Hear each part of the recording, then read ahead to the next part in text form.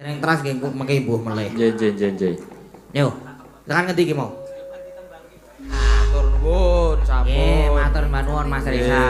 Nggih, Matur sami-sami. nuwun Mbak Mawar. Nggih niki wados pundi, Mas? Pripun? Bu nanti Guling-guling sik. mengke esuk. Oh, jenengan teng mriki terus nggih, jenengan bintang tamu malam ini. Waduh. Wes ora apa-apa. Nggih. Ya. Nggih. Niki sekedap. Pripun?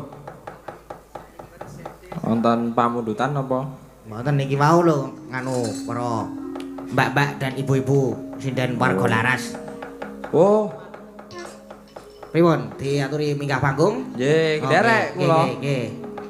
Purun tok jenengan? Nggih, purun mawon. Padune. Oh. Nggih, nganu Mbak niki anu kok Mbak. Nah, niki enten Mbak Elisa gian. Oh. Pundi? Lah pundi, Lho, Mbak? kae wis guyu meneh. Mbak Lisa. Nek kancane nyonyet kono guyu. Nek kancane guyu kono meneng. Tim hore kok ya. Ya tim hore men ora sepi. Nah. Oh, seru dhewe. Ora ana apa kae. Ha. Ah.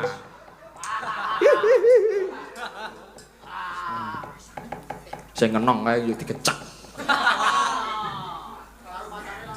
Wah, anteme lho ngomong. Yo nganu. Bola-bali nek putune ayo. Sapa putih sapa? Hah? Wani kowe, wani. Wani omong kene. Ora. Wani. Ora wani ya. Anu kek nganu. Diaturi minggah panggung. Mbak Ibu Neti terus Monggo Bu Neti. Mbak Ika, Mbak Elisa. Nggih. Monggo kono. Aturi minggah wonten ing Nah. panggung. Duduk.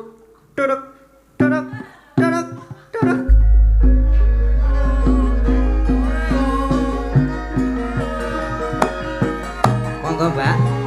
Bu.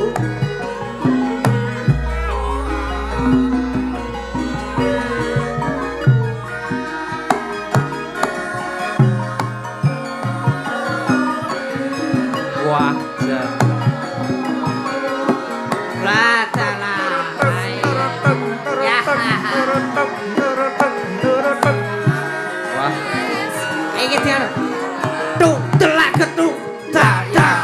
Tung tang tung tung tang tung tung tang tung tung tang tung. Oh kadiani kok. Wes po.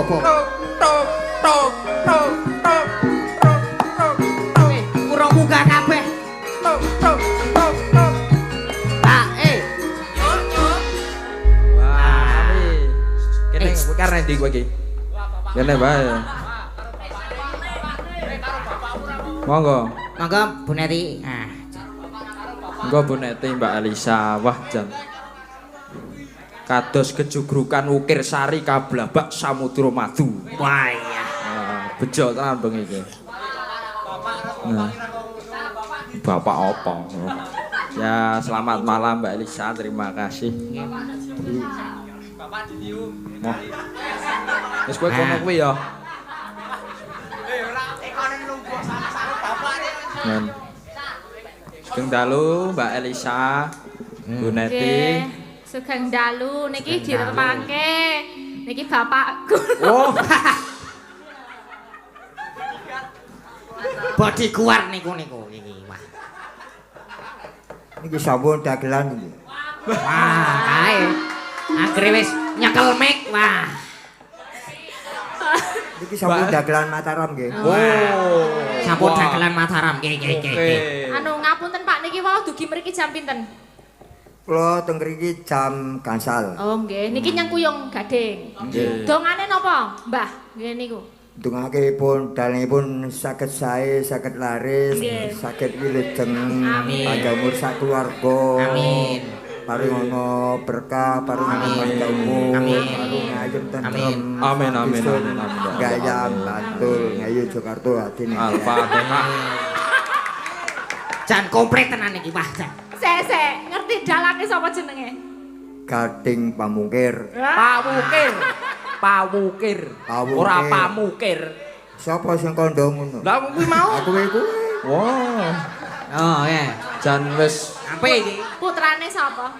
Anake sapa? Almarhum Pak Seno Nugroho saking Gayam Sedayung Bantul. Wah, Jakarta jan. Hati. Ketok nek apa fans iki mbiyen. Matur nuwun iki Mbah jenengan anu nami lengkape jenengan sinten? Kula asmanipun Nggih. Muhammad Saifuddin saking Muntilan Magelang. Oh, Ya. Muhammad Saifuddin saking Muntilan. Muhammad Saifuddin. Muntilan Magelang. Kene yo. Sing saka Muntilan ngendi? Ya, saka Magelang. Nggih, Febri. Tidak asing lagi. Nah, anak buah Pak Jumbo. Nah, niki putrane niki. Kan sing gendar ngerti ra sing gendar sapa? Gender Sapa? Dani. Fans berarti dari Nah iki sinden sapa ngerti ra? Mbak Nati. Mbak Nati sapa? Nati sinten nggih? ah Takon. pek kan ya. Nati Sulandari nggih matur nuwun nggih. Nggih. Pak Mamat. Pripun? Dongane nggih Matur Mas sembah Gade. nuwun. Karo kanca-kanca iki kabeh sing nyengkuyung Mas Gade. Kula ndongaipun sak keluarga yoga-yoga pemuda-pemuda. Nggih.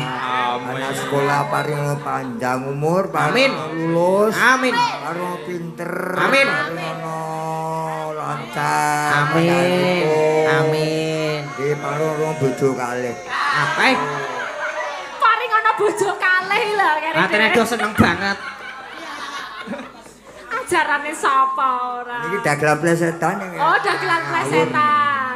Nek dagelan cangkriman piye coba? Pripun? Cangkriman, dagelan cangkriman upamane. Cangkeman pripun nggih? Nggih pripun? Ini katakan Kutha apa?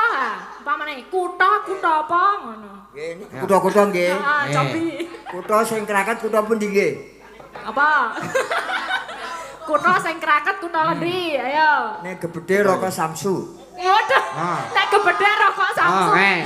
Ndi Ayo. rokoke ndi? Kutha sing paling kraket kutha pundi? Aca sekolah kudu pinter nggih. Ah, wis syukur. Kula galak lho niki. Ayo. Apa jawabane? Kula jawabane tak jawab dhewe nggih. Nggih. Mboten jawab asal dhewe nggih. Apa jawabane? Kutha sing paling kraket kutha tempel. Oh, Betul. lah iya. Kutha pangandoro Ayo rawu. tempel. Ayah.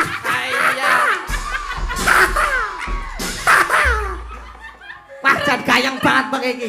Trekdes. Wonten malih Setunggal melih, Mak. Nggih. kutha setunggal sing melih. enak dipangan kutha pundi nggih? Wah, kuwi. Kayak Pacitan. Samsu lho, Mat. Pundi? Pacitan, bener ora? Aku wis mantakon wis ngerti. Ah, ya bener. Wis bener Samsu lho. Nih, Samsune kayak Mas Gadang. Kok ya? Gadang-gading. Ya, matur nuwun nggih Pak Mamat. Niki bar niki ajeng nembang. Nggih, ajeng matur nembang. nuwun, dongane matur nuwun Pak Mamat. Nggih, nuwun, menika Pak Mamat Mbah Mamat Saifuddin. Saifuddin dari Muntilan. Nah, jane ngendi-endi ya katut. Kaya tekan kene aku kaget. Hah? Oke, Sar. Oh iya. Mriki. Oh, Mas. nggih. Sapa iki mau jenenge? Reza. Lo Reza. Oh, Reza. Mau wis nyanyi. Nggih, wah nyanyi. Saya pengen nopo. tanduk kok oleh nyanyi. Pun. Pun. Lho kancane no. Neh, Dipilihke neh. aku kancane sing pinter nyanyi. Dipilihke. Wes kapok kowe. Iki margane patimu ngono. Kok gak duet karo aku karo Mbak Neti kok. Yo Otot sik. lenange siji. Nganggo otot sik. Nah.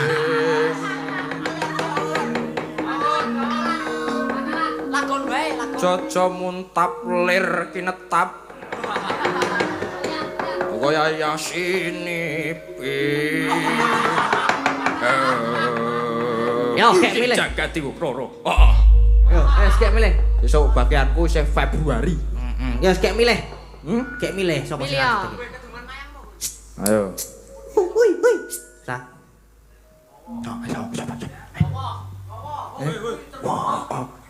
Penyanyi campur sari. Oh, saking Gunung Kidul. Saking Gunung Kidul. Iki cetha swantene juas. Iki sing request barang bude barang request. Oh. Wonge. Seneng aku sapa jenenge? Mas Bimo. Mas Bimo. Mas Bima. Yeah. Monggo Mas Bima. Putra saking Ayo Mas Bimo. ayo. Kok le. Yo. Ayo Mas Bimo. Wah, jan wah bagus Ya. Cah bagus gak dua. Wah.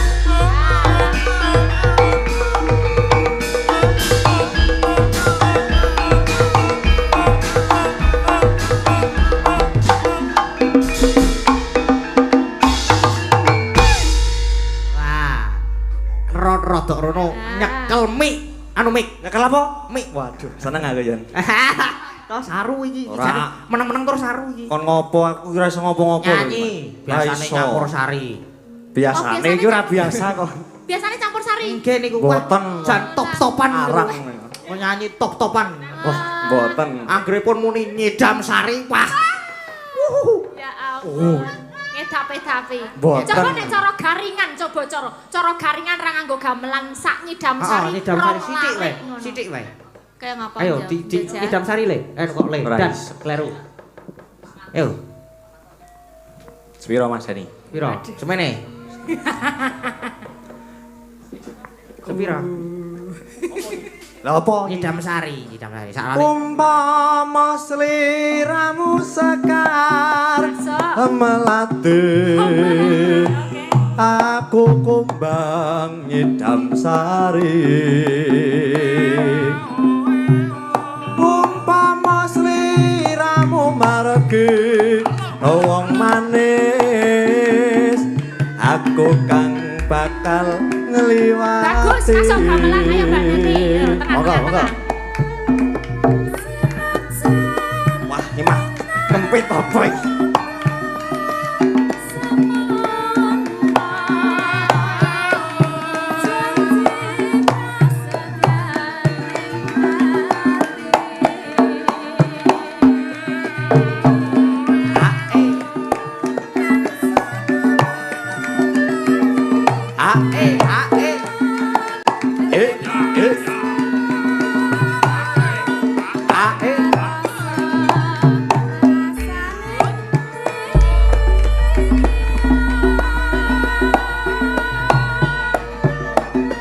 Mitra sak jagat raya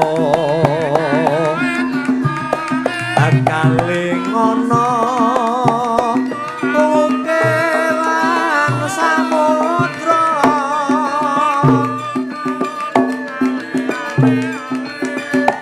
ora ilang manise aduh hati hati selawase ojo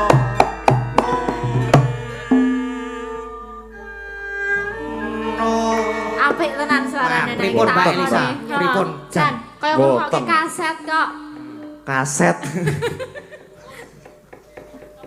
Suarane wis kaya tuwa banget ya nganti dineke kaya kaset. Lah Nah, iya iya. piye? Saiki mongko wis zamane YouTube. kaset ki lawas banget lho Lah, Lah iya. iya ta. Lah zamane Pak Manto sak yo kaset. Lah ya niku wah. Ngene wis. Nggih, monggo, I Mbak. don't wanna talk about it. Karo koplo malah wis. malah ngopo ya Yo, ya Mbak Ayo, Mbak Yo, bisa yo. ya ya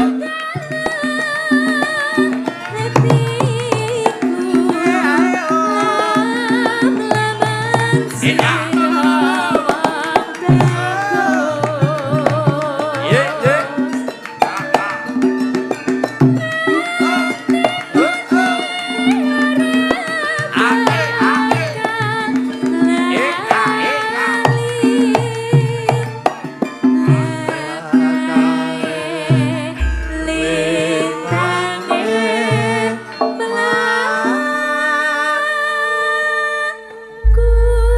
pun Mas Gading pun nggih Ora iso. lho wis nyanyi Ya kok wis, nah ya. nggih matur suwun Mas Gading Makasih Mike Mas. mikir Mbak ati gowo Elisa. Mike.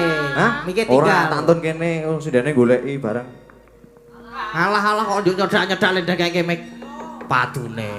Pun nggih Mas Gading, Nggih, kula Mbak sama Elisa, Bu Bu Neti Neti. turun. Nggih, jarak Nggih. nyempuyung pokoknya sukses untuk Mas Gading Nggih, sak kanca-kanca. amin. Senang ini bisa dilanjutkan, semoga nanti bisa belajar terus. Amin. Gentenan dalange Nggih. sapa wae pedalangan SMKI iso njajal Nggih. wayangan di sini gak disengkuncuk kesekucung.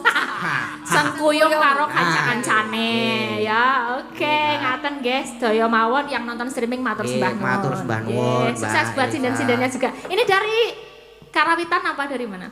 SMKI juga. Ada yang pacarnya, Gading? Enggak ada. Pacarnya kan lho. Ning temriko. Oh, di sana, orang dulu. iya halo. Mulane semangat banget iki. Mbok yo diketokke. Napa? Mbok sini lho tampil gitu lho. Malah Penari Mbak Elisa. Oh, Isinane. Oh, penari. Ora gelem mbok nyari-nari ngono lho. Mengko ndak dibiji karo ibu. Ibu medeni enek biji kae iki. Tuh meh biyen penari top-topan. Ayo no, ndak ngalahke ibu ngom. Ya, makasih. Nggih, matur sembah nuwun Mbak Elisa. Nggih, berarti anu kutut manggungnya piye kata-kata? Oh, sing dene gimana? Mboten. Oh, selanjutnya katanya sini matur apa jenenge? Nyuwun pangapunten nggih. Pak. Sinten mau? Pak Barjo nggih. Wajan iki ternyata belum bisa dipinangkani menika. Diganti ngagem napa? Jenang gula mawon nggih. Ingkang nyekar Mbak Larasati. Langsung mawon nggih niki nggih. Arep bawani po? Arep bawani po? Sik bawani sing ngedram. Saka kono nganggo mic. Oh nggih sip. Nggih mboten jumeneng teng mriku mawon. Sacot ling bawa yo monggo Mas Abimanyu. Nuwun. Mas Gading. Nggih Mbak Laras, Mbak Ara kali Mbak Mawar. Matur sembah nuwun. Yo wis nggih entek lagune kang dereng apa jenenge sing kang mboten saged dipinangkani. Kula nyuwun pangapunten nggih kalih kanca-kanca. Ale nggih nganu ngertos piyambak. Kala wau nika, ayah. Yo Kang Gareng, Kang. Gong madhep rene. Heeh, lali aku.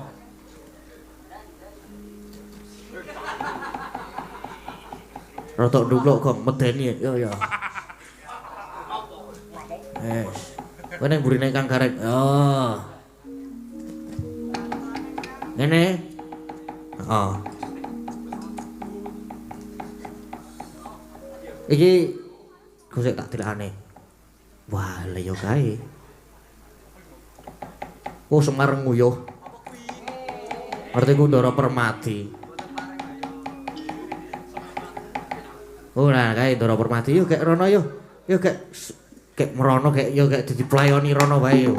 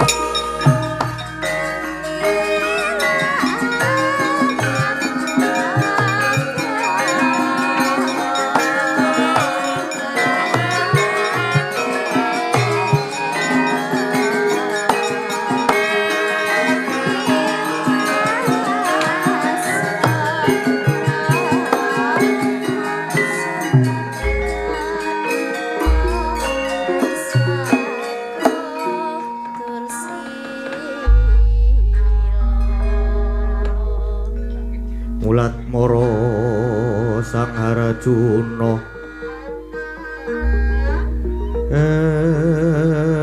esmunyo kang gamanungsan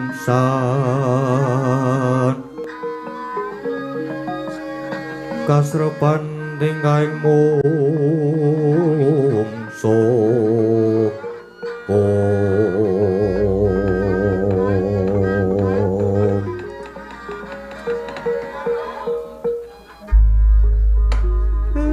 den ngasuri enten nyoto dikandara Permadi saged damel bombong copi nika mangpirsani sing do sami mresani pendadaran siswa sedaya paningal namung tumuju dhateng Ndara Permadi sami keplok-keplok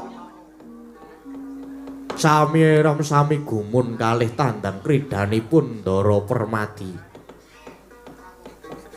iso cukat trampil trenggiling trengginas sing tenan to mo karang ya typo den niku ndundane wong tabrile sinau tegen mugen nggone ngudi ilmu ngatekke piwucale guru iya kakang kabeyoska panjuruning Kakang Semar nadyan mangkene ewas mono Permadi durung rumangsa marem isih rumangsa supaing budi cepet ing nalar isih rumangsa kurang isih kepengin ngudi undhaking kepinteranan kawasesan inggih den inggih murid sing sae ngaten niku nadyan pun kasinungan kadigdayan pun duwe kaluwihan nanging tetep ngangge ngelmu pari mboten umuk mboten sumangah sesongaran lan anane mung isih kepengin sinau terus niku sae den miat langening ngalanggiwan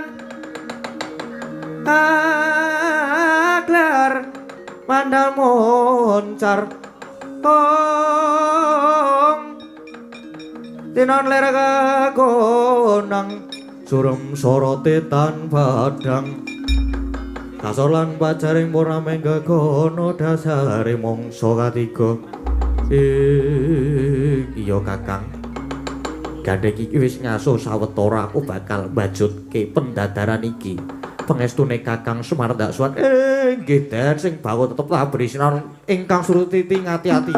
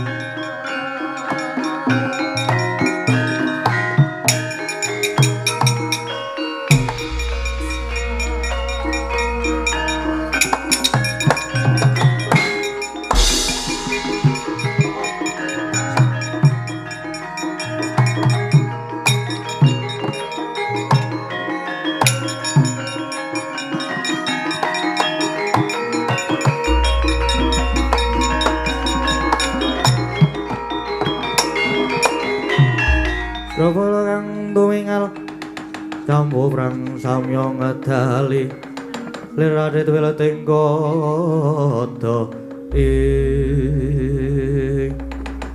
Permadi kowe sapa wis mangerti marang aku bocah saka Perta Perlaya jenengku Suryat Surya Putra ya Suryatmaja ya aku Karna Basusena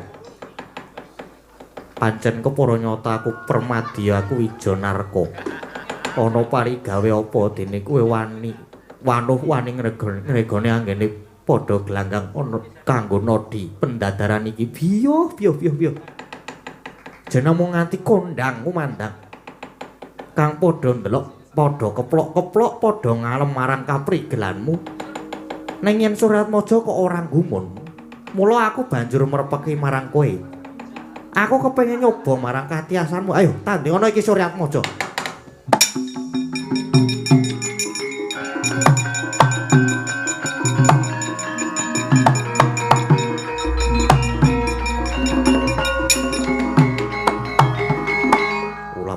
sing dadi ucapmu Suryatmaja sejatine pendadaran iki mung mligi kanggo siswa saka 5 ya kowe Kurawa lan Pandhawa kowe wong jaba ora oleh melu-melu nanging gandeng kowe wis wani nyumbari aku mengko dikira Permati gigrik marang kowe mula ayo saiki adu katiasan karo Permadi tangkep Jaja kantaran bau genti milang tatu babuk ayo tak ladeni sak gendhengmu Permadi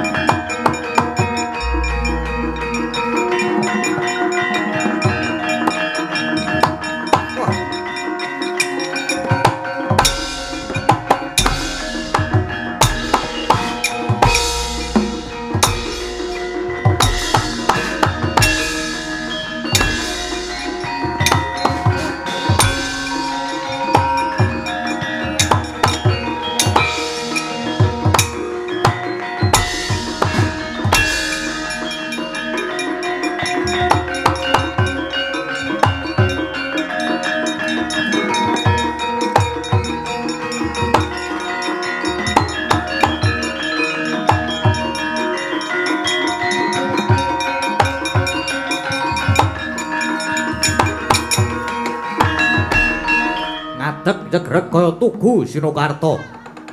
Nenggih menika sang ratu jimat Dewi Kunti tali brata Dewi Prita legek jroning tias dupi mulat denya sami Bandayuda risang murmadi mengsah kaliyan sang Suryatmaja jroning batos tuwa tandha pitakenan labet mulat kekalinya kaya jambe sinigar kaya datan siwah sarambut sigra lon-lonan anyeketi kang sami Bandayuda dupi wis caket kagiating galih mulat sang bagus dinana sang-sangan mawa titikan Surya sumorotmu biar muruk dadya kempi-kempi kemutan lalampahan nalika semana jabang bae ingkang wus mijil saking sarirane Dewi Kunti ingkang den wadahi kendhaka kabucal ing madyaning benawi dupi cetha pamawase Dewi Kunti saya geter salirane brol kang riwe kaya tangis dadal sumrepet kang pandulus satemah saya dayong denya jumeneng plak kapidara Dewi Kunti.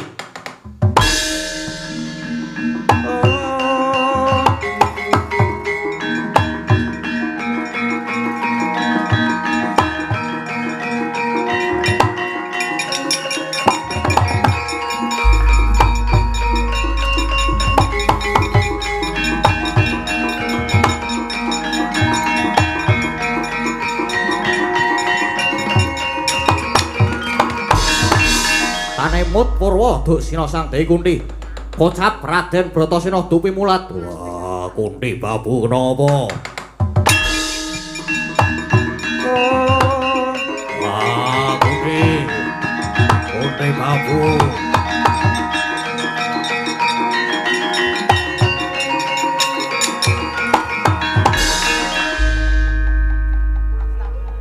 Permana remang uswaya ngambrang kati karo naning kaswase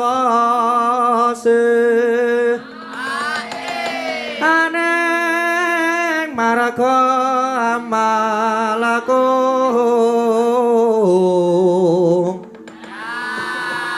Risang kondo hasrat mojo Long lalu hang ngulati ing wah Kunti babuhe kena ngopo ibu Bratasena adimu Permadi kon seren ngone gelut karo sapa kae wah yo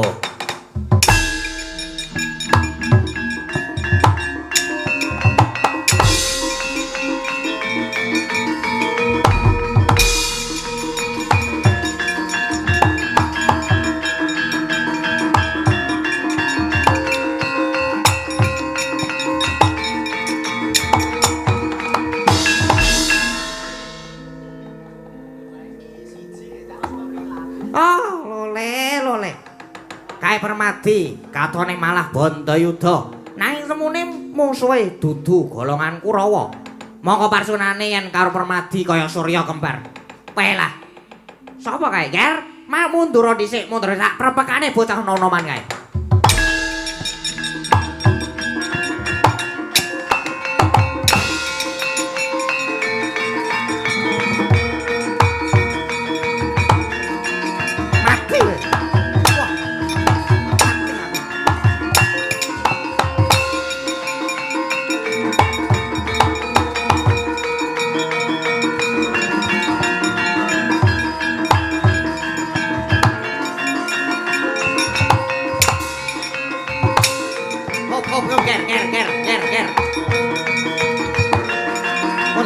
mundur sih.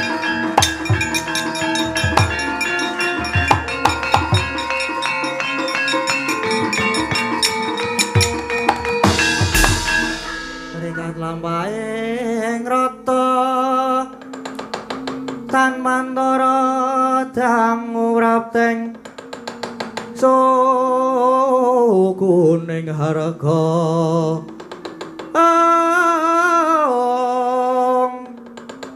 Eram kang tumingal dendeng saengga praja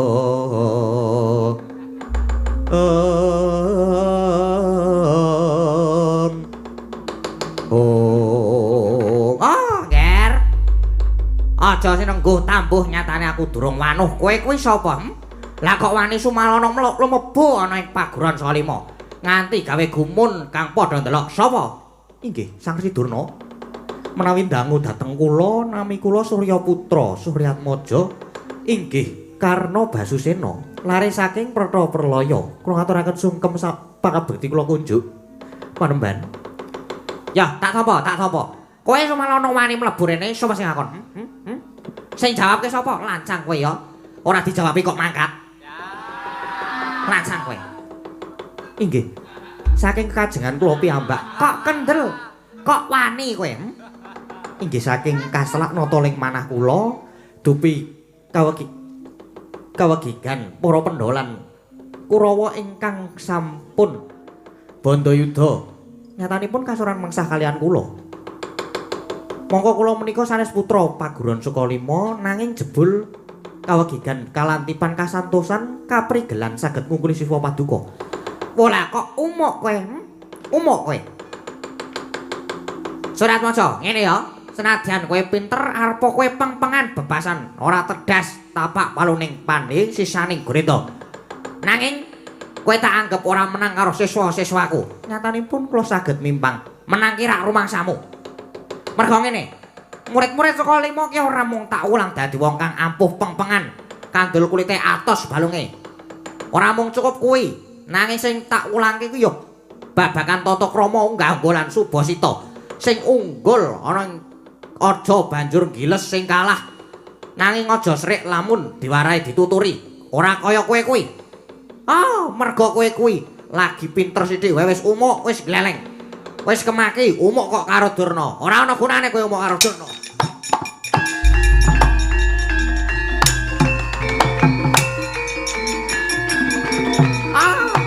Campur kodok.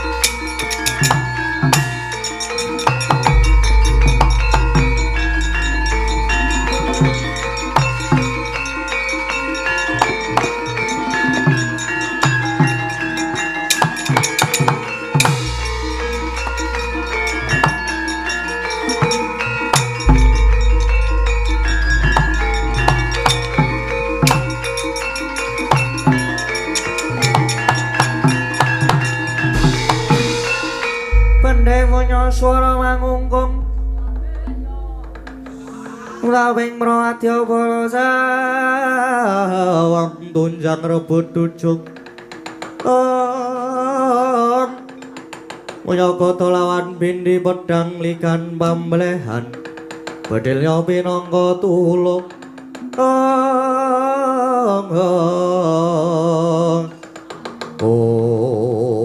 kowe sing jeneng Suryatmaja ya Surya Putra. Inggih Raden kasinggihan. Jangan ngendi? Kula lare Pratha Perlaya putranipun Kusir Adirata. Paduka menika sinten? Aku Kurupati pambayunging para Sata Kurawa. Kowe saiki arep nendi? Nggih badhe wangsul wonten Pratha Perlaya. Rasah mulih. Suratmaja wiwit ketok kaprigelanmu kaya mau kae. Aku kok dadi seneng kesemsem karo kowe. Kesagutan kula inggih namung semanten Raden. Ora. Nyatane kowe bisa menang karo Panengah Pandhawa, tegese kowe bocah sing ampuh peng-pengan. Kowe saiki tak rengkuh, kowe tak lebokke ning rombonganku. Aja semlang. Kowe melu aku kepenak, bayarmu ya akeh.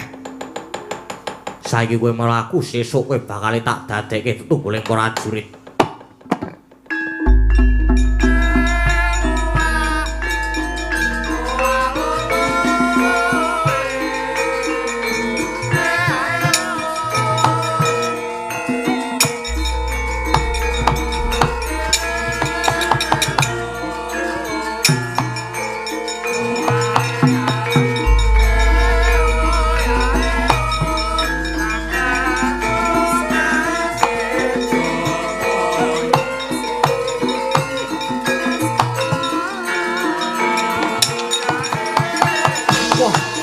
Sira.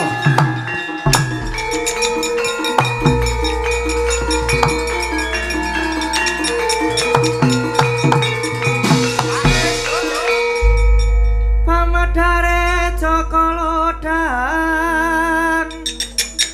pranyata sasmita gae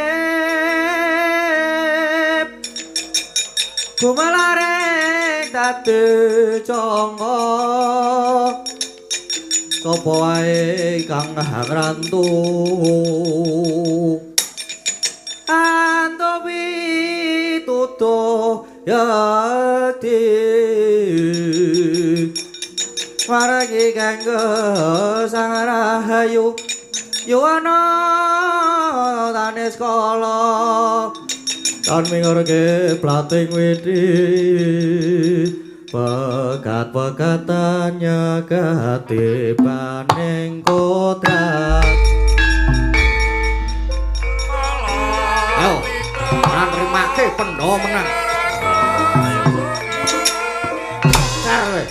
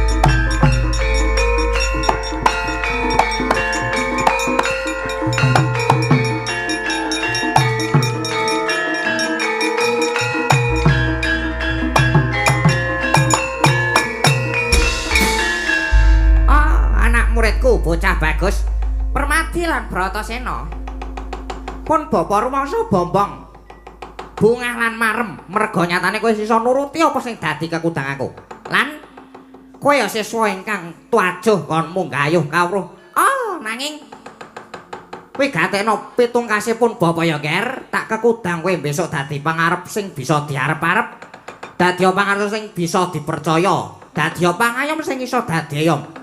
Aja angkuh mundhak akeh musuh aja citra mundhak ora dipercaya. Percaya? Heeh, kuwi maksudku.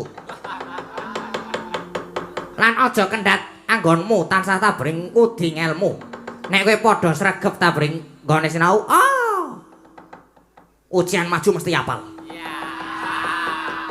Kowe sesuk bakal dadi satriya beteng ing jagat lan tetep dadi siswa ingkang bisa kanggo patuladan rahayu.